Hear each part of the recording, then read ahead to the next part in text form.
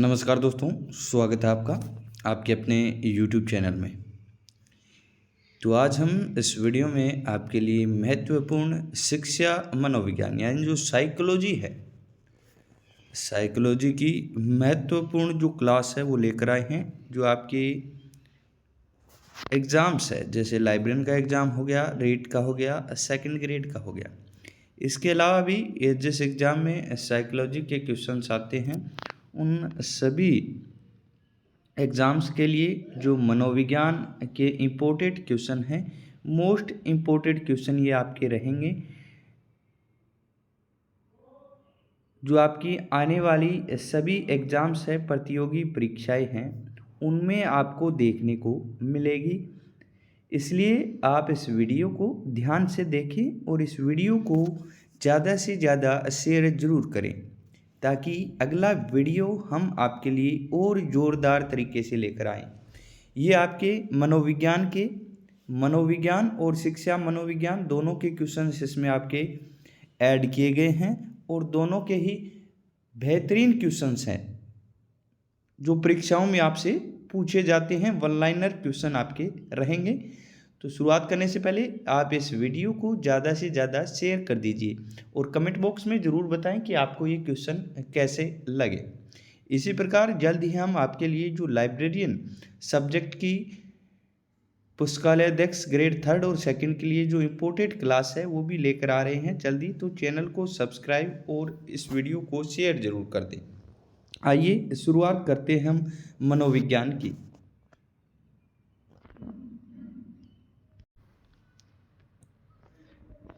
पहला क्वेश्चन है, तुम मुझे एक बालक दे दो, मैं उसे ऐसा बनाऊंगा जैसा तुम चाहते हो। ये कथन किसका है? ये आपके जे.बी. वाटसन का है। मनोविज्ञान की दृष्टि से जो आपके क्वेश्चंस आएंगे परीक्षाओं की दृष्टि से, उसमें आपके एक तो वाटसन महत्वपूर्ण है, एक आपके जोन्स है, जोन्स रोस हो गए, इसके अलावा स्टेनले हॉल हो गए। इसके अलावा जो वैज्ञानिकों के नाम है वो बहुत महत्वपूर्ण है, क्योंकि इनसे संबंधित जो क्वेश्चन है वही आपसे मनोविज्ञान में पूछे जाएंगे। तो ये कथन कहा गया है, जे.बी. वाटसन का है, कि तुम मुझे एक बालक दे दो, मैं उसे जिस तरह आप चाहते हैं उसी तरह का ये बालक है वो बनाकर आपको क्या है दे दूंगा। ये कथन कहा गया है जे.बी. वाटसन का। दूसरा क्वेश्चन है, किशोरावस्था को तूफानी अवस्था किसने कहा है? इंपॉर्टेंट है भी, देख सकते हैं आप। तूफानी अवस्था किसे कहा गया है? किशोरावस्था को। और ये कहने वाले कौन है? Stanley hall. कौन है भी? स्टेनले हॉल द्वारा ये कथन है वो किशोरावस्था के बारे में कहा गया है। दोनों ही क्वेश्चन वेरी वेरी इंपॉर्टेंट है। अगले क्वेश्चन की तरफ बढ़ते हैं। किशोरावस्था शेषावस्था की पुनरावृत्ति है, कथन किसका है? वेरी वेरी इंपॉर्टेंट क्वेश्चन यहाँ पर लगा लें। किशोरावस्था है वो शेषावस्था की पुनरावृत्ति है, ये किसके द्वारा कहा गया है? तो ये आपके कहने वाले हैं रोस। कौन है भी? रोस। अभी बताया आपको, रोस इंपॉर्टेंट है परीक्षाओं की दृष्टि से। स्टेनले हॉल हो गए, वाटसन हो गए, जोन्स हो गए, तो ये महत्वपूर्ण है। तो रोस के द्वारा कहा गया है कि जो किशोरावस्था है वो शेषावस्था की पुनरावृत्ति है। अगला क्वेश्चन है, गेस्टाल्टवाद के संस्थापक कौन है? तो ये वार्दीमर। ये वर्दीमर भी आ जाता है कहीं पर और वार्दीमर भी, दोनों ही नाम इसके दिए जाते हैं। तो गेस्टाल्टवाद के संस्थापक पूछा है, गेस्टाल्टवाद वर्दीमर। बढ़ते हैं अगले क्वेश्चन की तरफ। दूध के दांतों की संख्या होती है, बच्चे की पूछा गया है। तो 20 कितने दूध के दांत बच्चे में होते हैं? तो बच्चे में जो दूध के दांत हैं उनकी संख्या पूछी गई है और ये आपके रीट में पूछा जा सकता है क्वेश्चन। 20 होते हैं।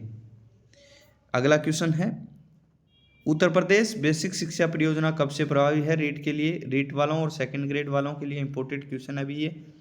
उत्तर प्रदेश बेसिक शिक्षा परियोजना तो 5 अक्टूबर 1981 से प्रभावित है। ये 5 अक्टूबर 1981 से।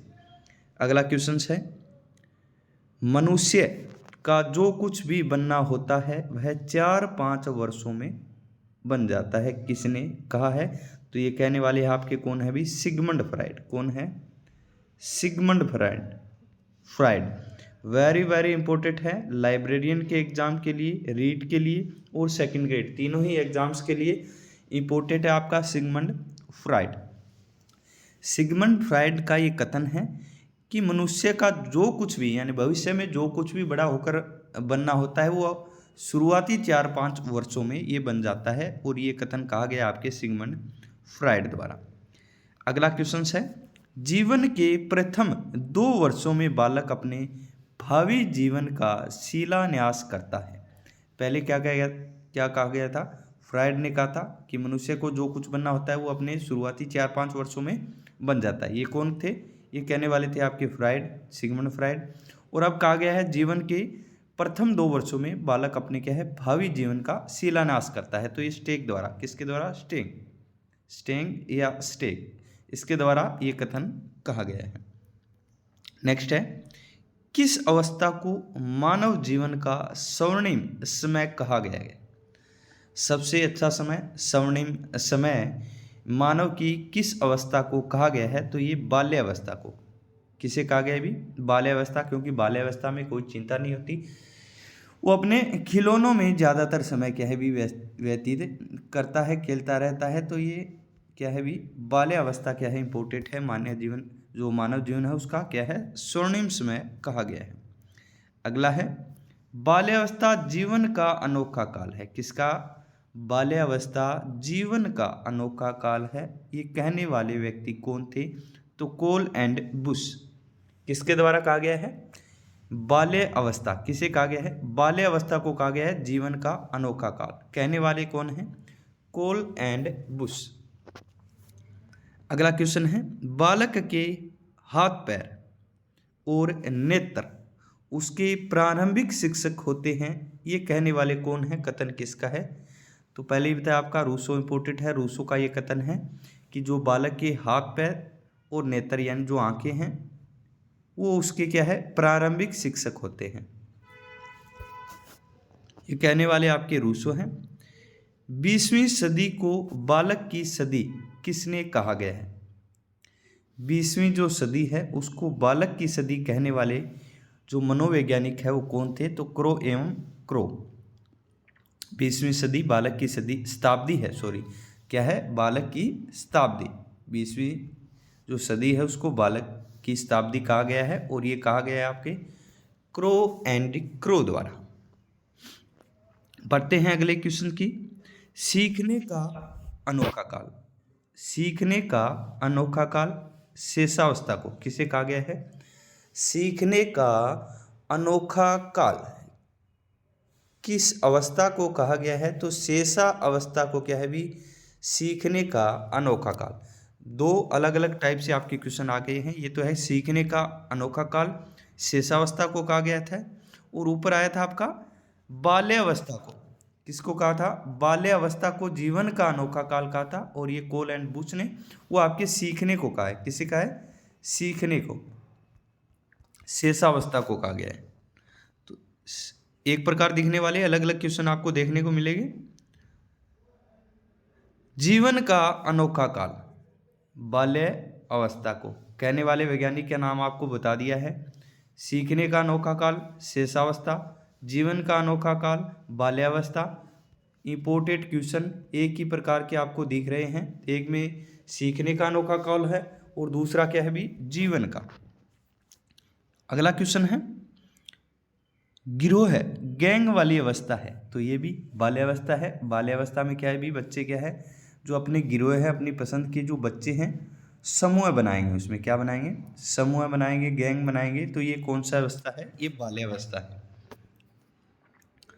बालक का मस्तिष्क कोरी स्लेट होता है, क्या है, कोरी स्लेट, कोरी स्लेट होता है, किसका कथन है, बालक का क्या पूछा गया है।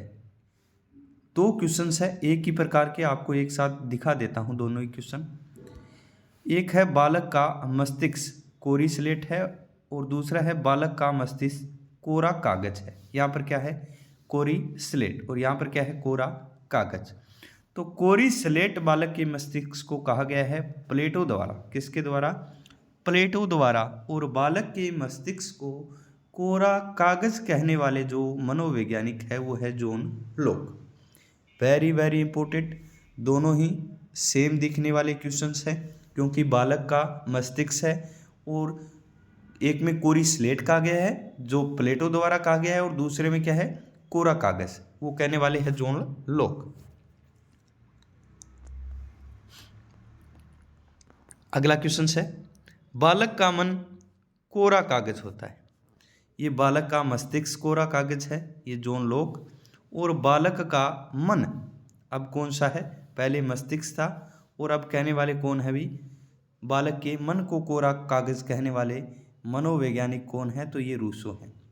जॉन लोक ने क्या कहा भाई, मस्तिष्क को, किसे कहा, मस्तिष्क को, सॉरी किसे कहा, मस्तिष्क को, और रूसो ने मन को कोरा कागज कहा। रूसो द्वारा मन को कोरा कागज कहा गया, जबकि मस्तिष्क को कोरा कागज कहने वाले व्यक्ति थे, मनोवैज्ञानिक कौन थे, तो वो आपके जॉन लोक थे। मस्तिष्क और मन दोनों अलग अलग है। 3 क्वेश्चन आपके सेम दिखने वाले आ चुके हैं, 2 एकदम सेम आपके हैं, क्योंकि इसमें बालक के मस्तिष्क को कोरा कागज कहा गया है और इसके बालक के मन को, तो मस्तिष्क को जॉन लोक द्वारा और मन को कहने वाले हैं रूसो। इसके अलावा जो ऊपर क्वेश्चन था, यानी कोरी स्लेट कहा आपके प्लेटो ने, तो तीनों क्वेश्चन आपके ध्यान में रखने हैं। स्वस्थ शरीर में ही स्वस्थ मस्तिष्क होता है, किसका कथन है, अरस्तु का। अरस्तु ने क्या कहा है भी, स्वस्थ शरीर में ही स्वस्थ मस्तिष्क होता है, यानी स्वस्थ शरीर होगा तो स्वस्थ मस्तिष्क होगा। ये कहने वाले आपके कौन है, अरस्तु है। कौन है भाई, अरस्तु है। ये क्वेश्चन आपको ध्यान में रख रहे हैं, वेरी वेरी इंपॉर्टेंट क्वेश्चन है। अगला क्वेश्चन है, मनोविज्ञान के जनक, ये भी कौन है, अरस्तु है। स्वस्थ शरीर में स्वस्थ मस्तिष्क होता है, ये अरस्तु का कथन है। मनोविज्ञान के, साइकोलॉजी के जो जनक है वो कौन है, अरस्तु है। अगला क्या है, बाल मनोविज्ञान, ये सीधा मनोविज्ञान के जनक अरस्तु, और बाल मनोविज्ञान के जनक तो पेस्टोलॉजी। जहाँ पर भी बाल ऐड हो जाए मनोविज्ञान में और जनक पूछ लिया जाए तो वो आपके पेस्टोलॉजी होंगे, जबकि सीधा मनोविज्ञान के जनक हो गए आपके अरस्तु। अगला क्वेश्चन है, शिक्षा मनोविज्ञान के जनक, मनोविज्ञान के जनक अरस्तु, बाल मनोविज्ञान के पेस्टोलॉजी, बाल मनोविज्ञान के पेस्टोलॉजी, और अब आ गए शिक्षा मनोविज्ञान के, ये थॉर्नडाइक है। 3 क्वेश्चन आपके हो चुके हैं, मनोविज्ञान के जनक अरस्तु, बाल मनोविज्ञान के जनक पेस्टोलॉजी, शिक्षा मनोविज्ञान के जनक थॉर्नडाइक। अगले क्वेश्चन है, अधिगम मनोविज्ञान के जनक, अधिगम मनोविज्ञान के जनक तो एबिंगहास।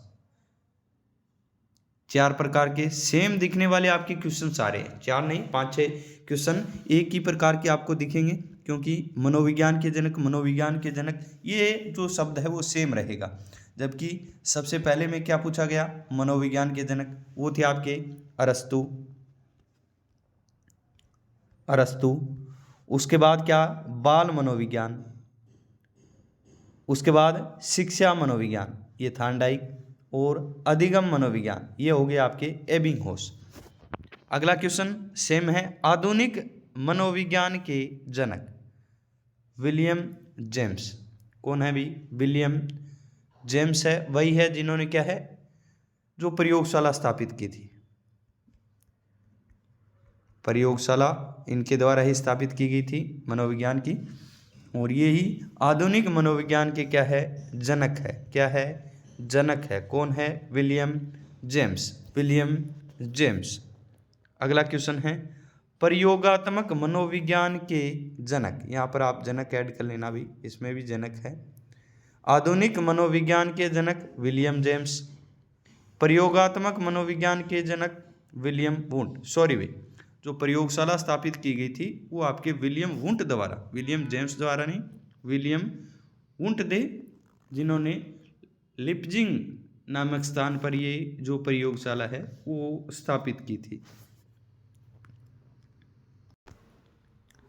प्रयोगशाला जो स्थापित की थी वो विलियम वुंट ने, और जर्मनी का जो लिपजिंग स्थान था वहाँ पर प्रथम प्रयोगशाला स्थापित की थी। जबकि भारत में पूछ ले आपको, भारत में प्रयोगशाला स्थापित करने वाले व्यक्ति कौन थे, जो आपके मनोवैज्ञानिक प्रयोगशाला है वो थे आपके नरेंद्र